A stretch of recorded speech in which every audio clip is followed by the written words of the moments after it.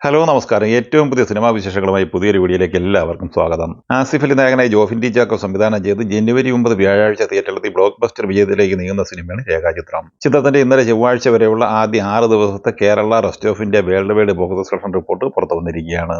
ആദ്യ 4 ദിവസം കൊണ്ട് കേരള കളക്ഷനായി 10,69,00,000 കളക്ട് ചെയ്ത ഈ സിനിമയുടെ 5-ാം ദിവസമായ തിങ്കളാഴ്ചയിലെ കേരള കളക്ഷൻ 1,71,00,000 രൂപയായിരുന്നു. 6-ാം ദിവസമായ ഇന്നലെ ചൊവ്വാഴ്ച കേരള കളക്ഷനായി 1,80,00,000 കളക്ട് ചെയ്ത് 14,20,00,000 രൂപയാണ് ആദ്യ 6 ദിവസം കൊണ്ട് ഈ സിനിമ കേരളത്തിൽ നിന്ന് സ്വന്തമാക്കിയത്. ചിത്രം റെസ്റ്റ് ഓഫ് ഇന്ത്യ കളക്ഷനായി 6 ദിവസം കൊണ്ട് കളക്ട് ചെയ്തത് 3,30,00,000 രൂപയായിരുന്നു. 6-ാം ദിവസമായ ഇന്നലെ ചൊവ്വാഴ്ചയിൽ ഈ സിനിമയുടെ വേൾഡ് വൈഡ് ബോക്സ് കളക്ഷൻ 3,80,00,000 രൂപയുമാണ്. അങ്ങനെ ആദ്യ 6 ദിവസം കൊണ്ട് വേൾഡ് വൈഡ് ബോക്സ് കളക്ഷനായി 33,80,00,000 രൂപയാണ് രേഖാചിത്രം സ്വന്തമാക്കിയിട്ടുള്ളത്. 10 കോടിക്ക് താഴെ മാത്രം ബഡ്ജറ്റുള്ള ഈ സിനിമ സൂപ്പർ ഹിറ്റ് വിജയം സ്വന്തമാക്കി നിലവിൽ ബ്ലോക്ക് ബസ്റ്റർ വിജയത്തിലേക്ക് നീങ്ങിക്കൊണ്ടിരിക്കുകയാണ്. ഉണ്ണി മുകുന്ദൻ നായകനായി ഹനീഫദനി തിരക്കഥ സംവിധാനം ചെയ്ത് ഡിസംബർ 20 തിയേറ്ററിലെത്തി ബ്ലോക്ക് ബസ്റ്റർ വിജയം നേടിയിട്ട് 100 കോടി ക്ലബിൽ ഇടം നേടിയ സിനിമയാണ് മാർക്കോ.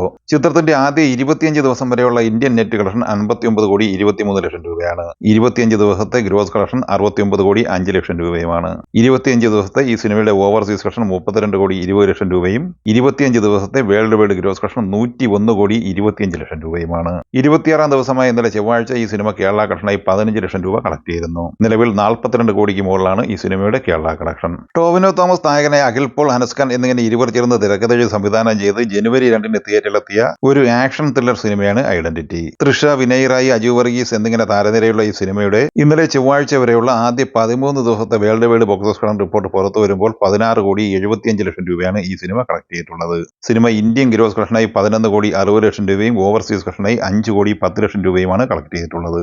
തുടക്കത്തിൽ വിജയപ്രതീക്ഷയുമായി മുന്നോട്ട് വന്ന ഈ സിനിമ ഇപ്പോൾ പരാജയമാണ് ഏറ്റുവാങ്ങിയിരിക്കുന്നത്. ധ്യാൻ ശ്രീനിവാസൻ നായകനായി ജനുവരി 3 ID ദി ഫേക്ക് എന്നൊരു മലയാള സിനിമ തിയേറ്ററിലെത്തിയിരുന്നു. അരുൺ ശ്രീവിലാസം സംവിധാനം ചെയ്ത ഈ സിനിമയിൽ കലാഭവൻ ഷാജോൻ, ദിവ്യപിള്ള എന്നിങ്ങനെയായിരുന്നു മറ്റ് അഭിനേതാക്കൾ. വമ്പൻ ദുരന്തമാണ് നിർമ്മാതാവിന് ഈ സിനിമ വരുത്തി വെച്ചിരിക്കുന്നത്.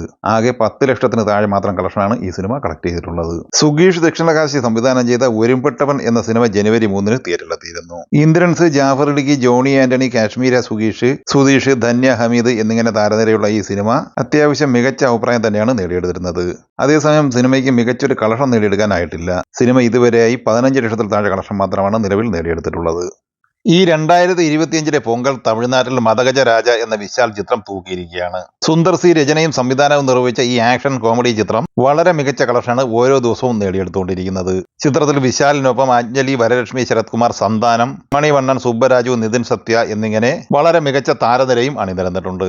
ഈ ചിത്രത്തിന്റെ പ്രത്യേകത എന്ന് പറയുന്നത് 2012 ഫെബ്രുവരിയിൽ ചിത്രീകരണം പൂർത്തിയായി റിലീസിന് തയ്യാറെടുക്കുമ്പോൾ സാമ്പത്തിക പ്രശ്നവും കേസുകൾ മൂലം പെട്ടിയിൽ വെച്ച സിനിമ കൂടിയാണ്.